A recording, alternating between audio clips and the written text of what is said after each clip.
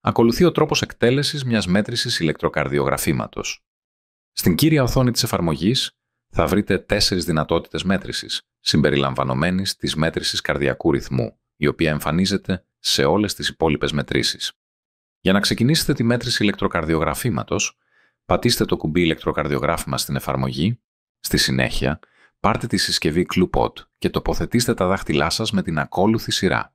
Τοποθετήστε το δείκτη και το μεσαίο δάχτυλο στη μεταλλική πλάκα στο κάτω μέρος της συσκευής, τον αντίχειρα στο πάνω μέρος της συσκευής, πάνω στον αισθητήρα οξυγόνου και ο δείκτης του αριστερού σας χεριού να αγγίζει τον αισθητήρα θερμοκρασίας. Κρατήστε τα δάχτυλά σας σε αυτή τη θέση μέχρι να ολοκληρωθεί η μέτρηση.